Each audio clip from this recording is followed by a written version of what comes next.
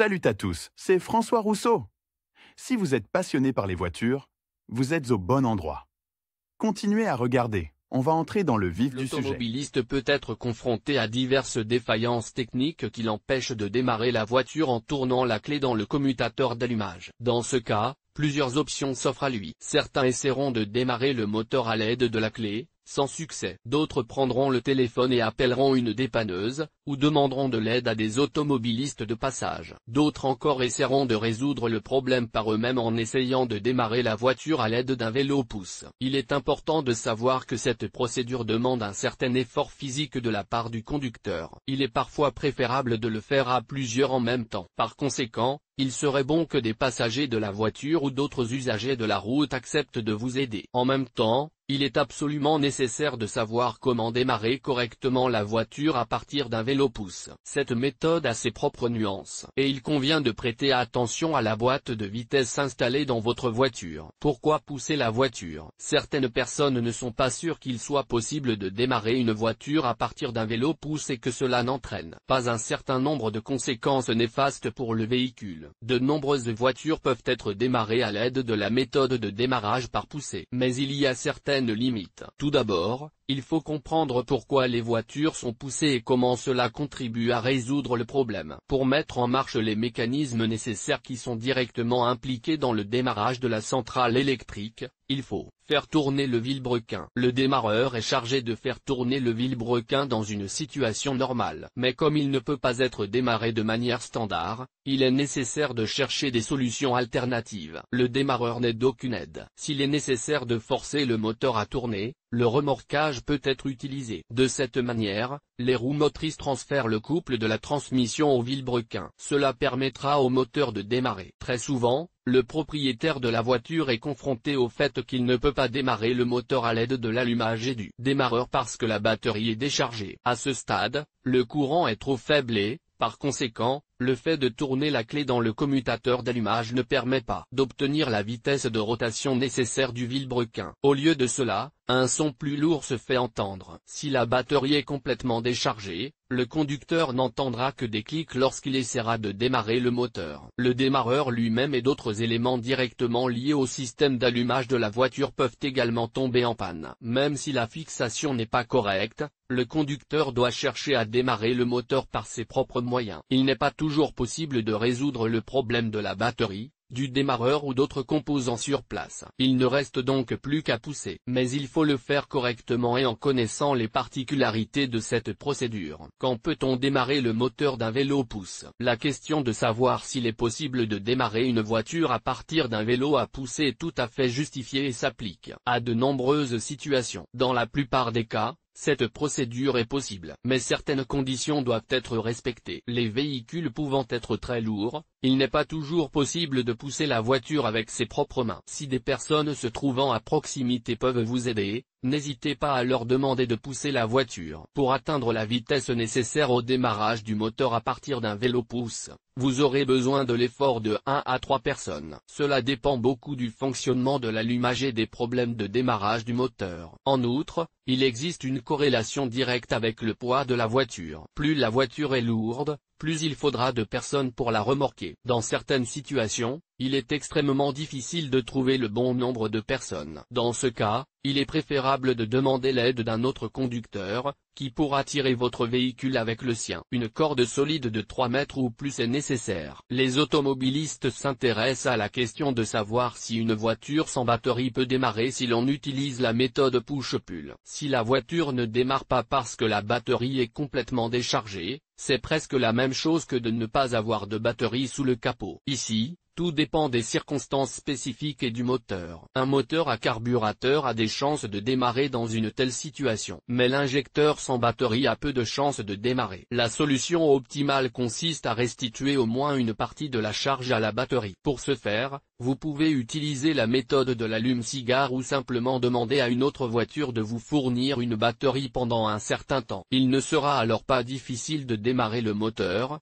ce qui résoudra le problème. Pour démarrer le moteur à partir d'un vélo à pousser, vous aurez besoin d'une accélération assez forte et de certaines compétences de la part du conducteur. La procédure de démarrage peut également être influencée par la compression dans le groupe de pistons, la surface de la route disponible, la température actuelle du moteur, l'état des pneus. Les voitures à carburateur dotées d'une boîte de vitesse mécanique sont souvent poussées pour démarrer. Ce type de démarrage est tout à fait sûr et n'endommage pratiquement pas l'unité motrice. Il n'en va pas de même pour les moteurs à injection et les moteurs diesel. Pour ces derniers, le démarrage à partir d'un vélo pousse est extrêmement dangereux, de sorte que cette méthode n'est recommandée qu'en dernier recours. En outre, il est presque certain que vous ne pourrez pas démarrer le moteur à l'aide d'une remorque s'il est associé à une boîte de vitesse automatique. Séquence d'action.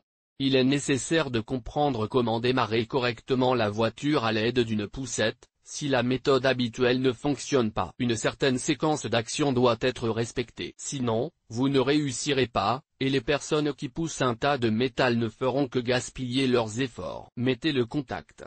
Même si le démarreur ne fonctionne pas, il faut nécessairement tourner la clé en position de travail. Décidez de la direction dans laquelle vous allez pousser la voiture. Le sens dans lequel vous rouliez n'a pas d'importance. Il est préférable de remorquer là où il y a au moins une légère pente. C'est physiquement beaucoup plus facile à faire. La voiture commence à être poussée. Il est important d'essayer d'accélérer jusqu'à au moins 10 km/h. S'il est possible de gagner 20 km/h, c'est parfait. La personne qui conduit la voiture doit appuyer sur la pédale d'embrayage et passer la deuxième vitesse. Relâchez la pédale d'embrayage en douceur, mais pas lentement. Sur certains véhicules, la pédale d'accélérateur doit également être enfoncée, en fonction du réglage et de la mise au point du système d'alimentation en carburant. Dès que le moteur démarre, la boîte de vitesse passe au point mort. Si le moteur était froid, il est recommandé de le réchauffer jusqu'au indicateur de température de fonctionnement. Lire aussi, comment vendre rapidement une voiture. En hiver,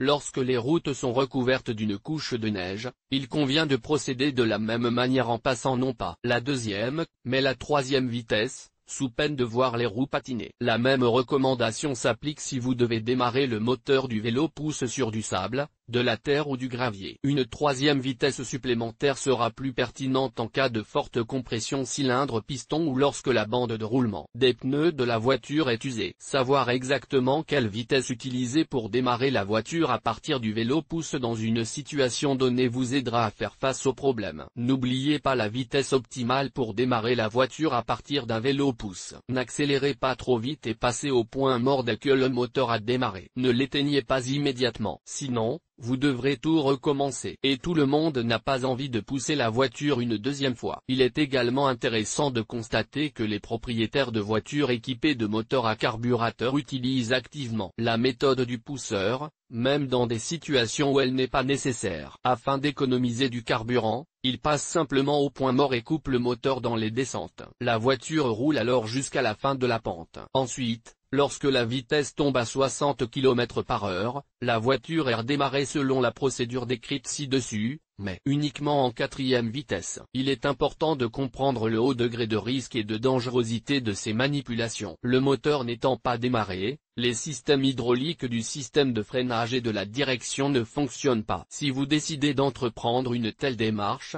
veillez à rouler en marche arrière avec le contact mis. Sinon, la direction risque de se bloquer. Autodémarrage.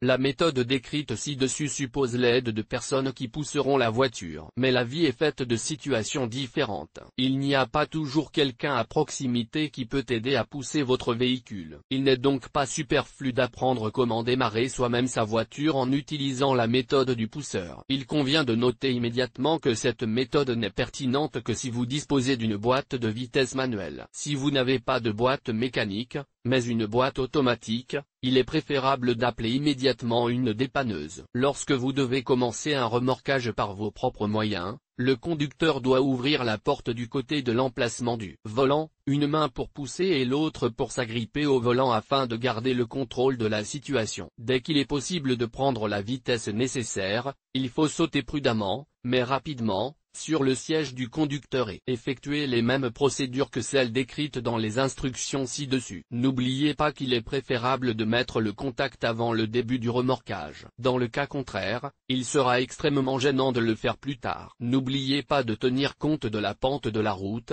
des particularités du revêtement et même d'un facteur tel que la force et la direction du vent. Si le tronçon de route est complètement libre et que vous ne pouvez gêner personne, vous pouvez pousser depuis l'arrière de la voiture. Il est plus facile d'accélérer le véhicule dans cette position, car il y a plus d'appui. Mais lorsque le véhicule est lourd et que les capacités physiques du conducteur ne lui permettent pas de le remorquer lui-même, une autre méthode peut être utilisée. Elle semble un peu plus simple, mais elle a aussi ses propres nuances. Il faut d'abord serrer le frein à main de la voiture, utiliser un cric et soulever les roues motrices. Ensuite, un harnais ou une corde solide est enroulée autour de l'une des roues. Il faut faire au moins un tour et demi ou 2 tours complets. Retournez ensuite à la voiture, mettez le contact et placez la boîte de vitesse en deuxième position. Il faut tirer d'un coup sec sur la corde pour que la roue commence à tourner. Ne vous inquiétez pas si le moteur ne démarre pas la première fois. Essayez d'enrouler plus de couches ou de tirer plus fort, plus rapidement. Cette méthode fonctionne bien pour de nombreuses personnes. Dès que le moteur démarre, mettez la boîte de vitesse au point mort et descendez les roues du cric. Cette méthode d'enroulement du câble est particulièrement utile et pratique pour les voitures à traction avant. De cette manière, vous pouvez tourner légèrement la roue pour obtenir une position confortable avec le volant. Cette méthode fonctionne plus difficilement avec les voitures à traction arrière. Les experts recommandent de n'utiliser la méthode ci-dessus avec enroulement du câble que dans les situations où le conducteur n'a pas d'autre solution. Veillez à ce que la machine soit stable et solidement fixée sur le vérin. Dans le cas contraire, elle risque d'être arrachée et de blesser quelqu'un. Remorquage et transmission automatique. La question de savoir s'il est possible de démarrer une voiture à boîte de vitesse automatique à partir d'un vélo pousse fait l'objet de nombreuses controverses. Le démarrage du moteur d'une voiture à boîte de vitesse automatique présente ses propres difficultés et nuances. La question est extrêmement ambiguë et les automobilistes n'ont pas d'opinion unique à ce sujet. Lorsque la voiture est éteinte, en présence d'une transmission automatique, il n'y aura pas de lien dur reliant les roues et le moteur. Cela signifie simplement que la méthode de remorquage sera totalement inutile si l'on tente de donner une rotation au vilebrequin en poussant le véhicule. En d'autres termes, le groupe de pistons restera immobile. Nous en concluons donc que la transmission automatique ne permet pas de démarrer la voiture de cette manière. Lire aussi, photo de la voiture à vendre, comment faire correctement? Mais il y a une autre opinion. Certains automobilistes sont persuadés qu'avec une certaine séquence d'action, il est possible de démarrer le moteur d'une moto-pousse en présence d'une boîte de vitesse automatique. Pour ce faire, ils conseillent d'accélérer d'abord jusqu'à 40 km/h, en ayant préalablement mis la boîte de vitesse en position neutre. Il faut alors faire rouler la voiture pendant 1 à 2 minutes. Ensuite, la poignée est placée en position drive. Après de telles manipulations, le moteur est censé démarrer. En réalité, tout est différent. Les tentatives d'effectuer de telles manipulations ont peu de chances d'aboutir à quelque chose de positif. La plupart des automobilistes sont confrontés au fait qu'ils viennent de perdre leur temps et leurs efforts. Une autre partie est obligée de réparer la transmission automatique, car de telles actions conduisent à la défaillance de la transmission. Et la réparation est beaucoup plus coûteuse que l'appel à une dépanneuse. Moteur diesel et à injecteur. Étant donné que la méthode du pousseur n'est parfaitement adaptée qu'au moteur à carburateur avec transmission manuelle, les conducteurs se demandent s'il est possible de faire démarrer un moteur à injection ou un moteur diesel avec un pousseur. Si vous avez un moteur à injecteur ou un moteur fonctionnant au carburant diesel, vous pouvez essayer de démarrer la voiture en utilisant la même méthode que pour les moteurs à carburateur. Mais il est important de comprendre que le diesel et l'injecteur se caractérisent par une sensibilité accrue. De ce fait, le risque de rupture de certains ensembles et pièces pendant le remorquage augmente. Lorsqu'un moteur diesel est démarré par une remorque, il doit faire face à des charges importantes sur le mécanisme de distribution. Ces contraintes sont considérablement plus élevées que celles subies par le démarreur d'une voiture. Par conséquent, une tentative de démarrage du moteur peut entraîner une défaillance partielle ou totale du mécanisme de distribution et des composants connexes. S'il n'y a pas d'autre option que d'utiliser la méthode de remorquage,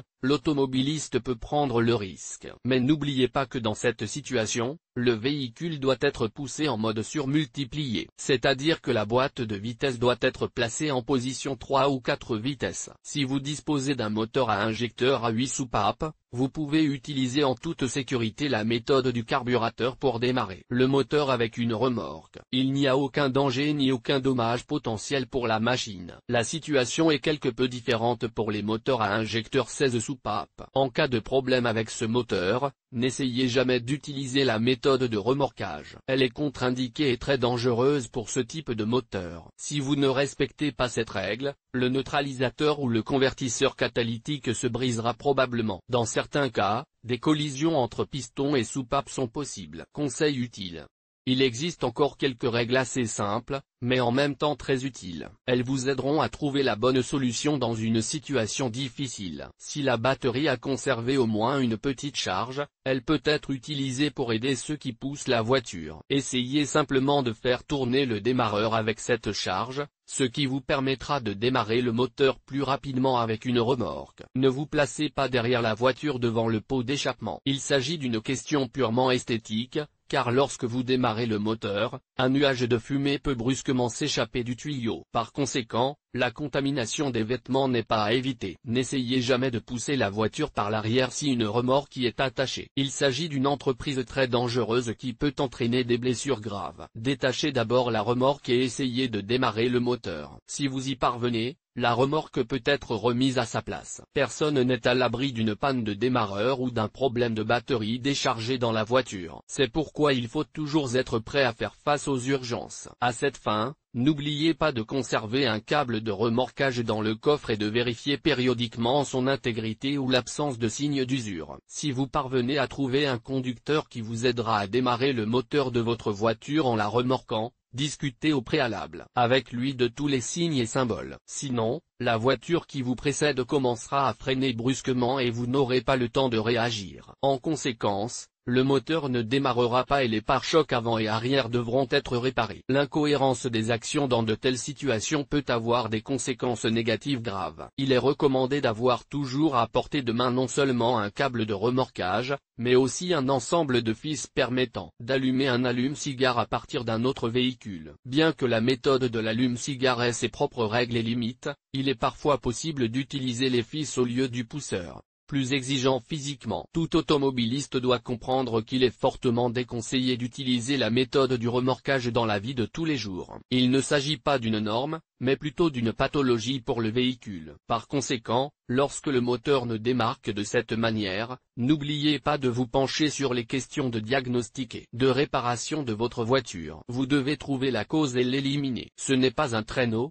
c'est une voiture. Elle doit transporter des personnes, et non les pousser en permanence. Si vous agissez selon les règles et suivez certaines recommandations, vous serez certainement en mesure de démarrer la voiture à l'aide d'un vélo pousseur. Comme cette méthode ne s'applique pas à tous les types de moteurs et ne peut être utilisée que sur les boîtes de vitesse manuelles, il n'est jamais superflu d'avoir à portée de main un téléphone avec les numéros des services d'évacuation. Sinon, vous n'aurez pas d'autre moyen de rentrer chez vous ou de rejoindre le centre de service le plus proche.